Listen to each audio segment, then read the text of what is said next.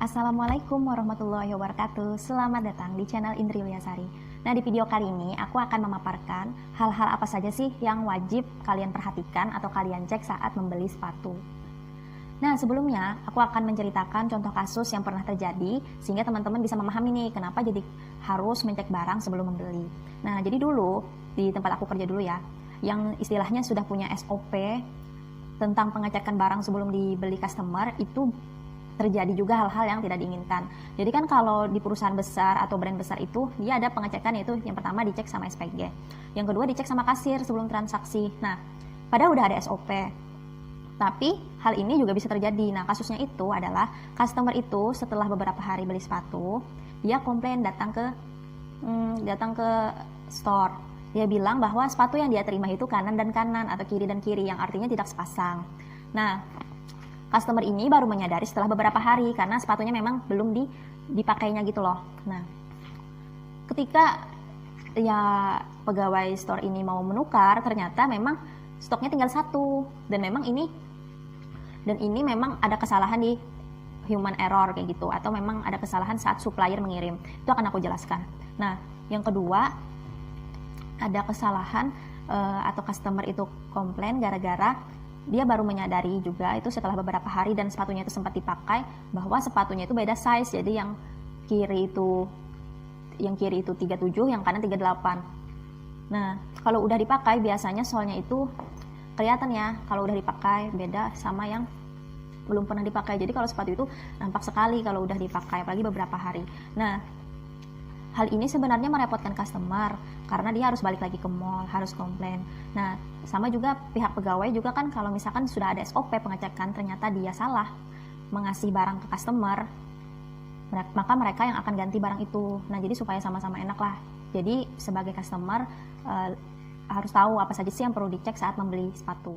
Nah, kesalahan tadi biasanya terjadi karena human error. Contoh ya, ada seorang customer nih, Mbak atau Mas, aku mau lihat dong sepatu ukuran 37 sama 38 ya. Terus kan SPG sama SPB itu membawakan sepatunya untuk dicoba. Setelah dicoba-coba ternyata nggak jadi beli. Otomatis kan ini akan kembali ke gudang. SPG atau SPB yang tidak teliti atau tidak fokus, maka dia bisa aja ketukar naruhnya. Nah, kayak gitu. Atau memang dari supplier yang salah. Atau kayak gini, misalnya barang datang tapi mereka tidak ngecek nih barangnya sama nggak size-nya kayak gitu, langsung aja dimasukin dalam gudang atau dalam rak. Nah, inilah yang menyebabkan barang itu terjual. Padahal kalau memang cacat dari supplier, sepatu ini bisa dikembalikan lagi atau dikomplain lah ke pusat atau supplier. Nah, jadi seperti itu teman-teman, contoh human errornya. Nah, jadi aku akan memberikan tips kepada teman-teman, dua hal yang sangat dasar saat teman-teman membeli sepatu agar tidak terjadi hal-hal seperti tadi. Nah, yang pertama, saat teman-teman minta nih barang sama SPG atau SPB, biasanya mereka akan membawakan size yang teman-teman inginkan. Nah, terus teman-teman akan mencoba di area itu sepatu yang teman-teman inginkan kan size-nya. Terus teman-teman merasa cocok. Nah, setelah itu teman-teman akan ngasih ke SPG atau SPB-nya untuk dinota. Nah, setelah mereka nota, mereka akan mengasih ke kasir.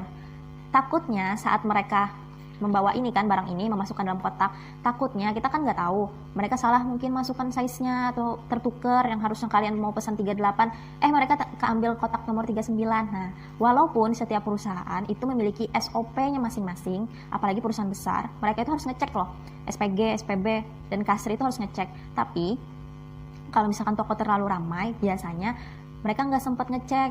Nah, jadi teman-teman lah yang harus ngecek. Nah, jadi teman-teman ngecek itu di saat apa? Jadi saat di depan kasir. Jadi teman-teman sudah di depan kasir nih, tinggal bayar. Teman-teman lihat kalau kasirnya itu nggak ngecekin barang, misalnya nggak ngecekin kayak, Bu ini ukurannya sama ya Bu, sepasang ya Bu. Berarti teman-teman yang harus ngecek. Jadi sebelum teman-teman bayar, bilang ke kasir, saya mau ngecek sebentar. Nah, dua hal ini simple sekali. Yang pertama, teman-teman cek ini sepasang atau enggak. Jadi kiri kanan atau enggak? Oh, kiri kanan. Yang kedua, teman-teman cek size-nya. Nah, cek size-nya, oh size-nya sama nih 38, sama di kotaknya 38 juga kayak gitu. Nah, terus teman-teman cara ketiga mencek size itu, kalau kami biasanya seperti ini. Nah, kayak gini. Nah, sama kan? Biasanya kalau dia itu beda size, maka dia kayak gini. Beda. Jadi pernah juga kejadian waktu saya menggantikan kasir ya. Jadi ini kan ukurannya 38, ini ukurannya kayak 38 juga di penglihatan nih, karena memang tokonya ramai banget, jadi mungkin penglihatan itu agak menurun ya. Nah terus cek yang ketiga kayak gini, kok beda kayak gitu. Terus dilihat lagi nih bener-bener, oh 39 ternyata ukurannya. Nah terus dicarilah kotak satunya, ternyata benar ketukar. Nah hal-hal kecil seperti itulah yang harus kita hindarkan, karena kalau sampai teman-teman menerima barang yang istilahnya cacat atau tidak bagus ya seperti itu, maka teman-teman yang akan direpotkan. Yang pertama, teman-teman harus buang-buang waktu lagi nih untuk balik ke mall atau ke toko tersebut dan menukar barang tadi. Kalau rumah teman-teman dekat nggak masalah, kalau rumah teman-teman jauh, nah itu merugikan kalian sebagai customer. Yang kedua, teman-teman mungkin akan mendapatkan ganti sepatu ya, dapat ganti sepatu yang sesuai dengan ukurannya. Tetapi barang yang mungkin sudah teman-teman pakai ini tidak bisa lagi kan dijual kayak gitu. Otomatis SPG dan kasir yang bersangkutan lah yang akan mengganti sepatu tersebut. Jadi kasihan kan mereka gitu. Jadi kalau mereka teman-teman lihat enggak ngecek, mungkin karena mereka kelelahan atau mungkin tokonya terlalu ramai sedangkan customer yang terlalu banyak, maka teman-teman lah yang harus ngecek sendiri. Nggak masalah ngecek sendiri.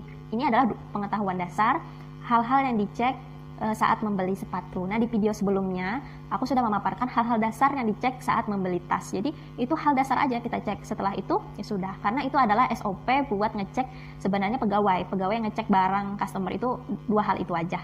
Jadi kalau customer tahu, customer bisa mencek sendiri. Nah seperti itu. Nah teman-teman, segitu dulu video dari aku.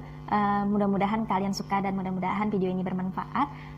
Jangan lupa subscribe agar aku tambah semangat bikin videonya. Jangan lupa komen, like, and share di semua sosial media yang teman-teman punya. Aku pamit undur diri dulu. Terima kasih.